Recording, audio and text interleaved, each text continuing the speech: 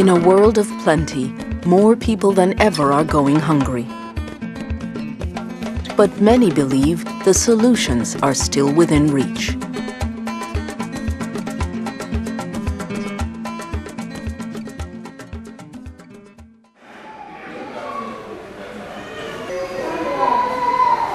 A newborn baby on her first day of life. Born in a rural village in Sierra Leone's Bombali district, this baby girl, already underweight, faces an uphill struggle to be properly fed. More than half the population of Sierra Leone is undernourished, and the country hovers at the bottom of the Human Development Index with high child malnutrition and mortality rates. Well, the main reason for the malnutrition in this our community is that the people, the women who produce their food, but they sell more of the food than they eat because they have to pay school fees for their children, and then they have to buy other food items which are not available in the community. At the Binkolo Health Center, mothers with undernourished children receive high-protein food supplements, but this is just a drop in the bucket of the nation's troubles. The prices rose very high this year. It's the same problem all over. I think it's worldwide. By all accounts, this West African nation is doing better than it was after its civil war ended in 2002. Still, in its 2008 report on the state of food insecurity, the UN Food and Agriculture Organization named Sierra Leone as one of the countries hardest hit by months of higher food and fuel prices.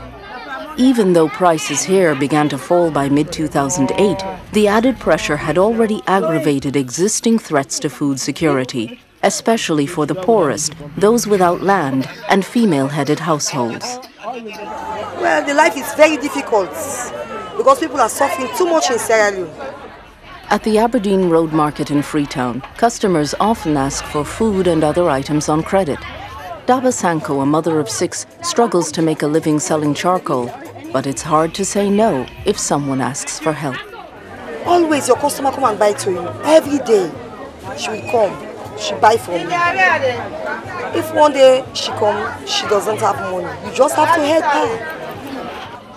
The government of Sierra Leone is responding to the hunger crisis on a number of levels.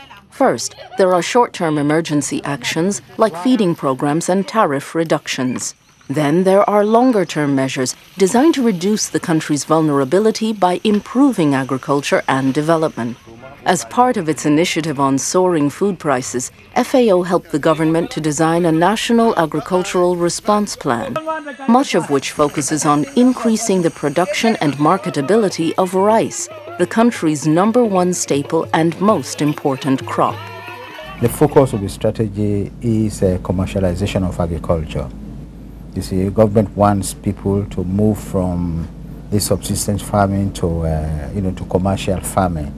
And government has put in place a number of strategies, a number of arrangements, to actually address that people produce, increase their production and have access to markets.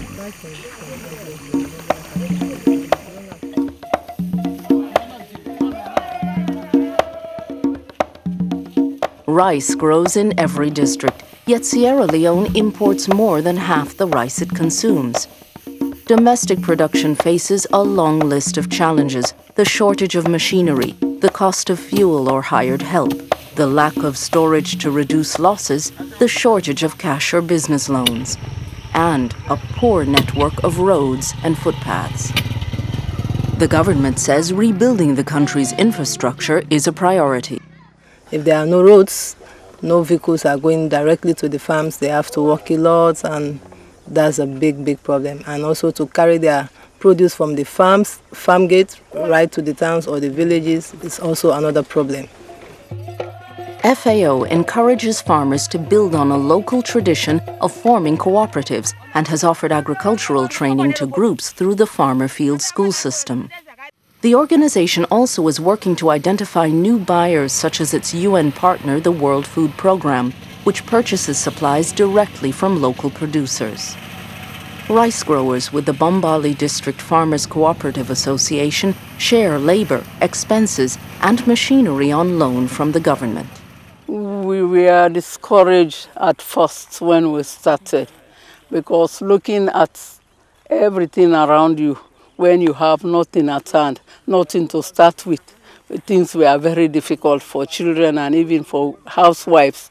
And you cannot even blame the husband because they didn't have anything to give. So things were very difficult. But since we came together with the help of the Ministry of Agriculture and our own effort and the government, life are improving. These farmers hope to turn Sierra Leone's natural bounty into greater opportunity, to make food insecurity a thing of the past.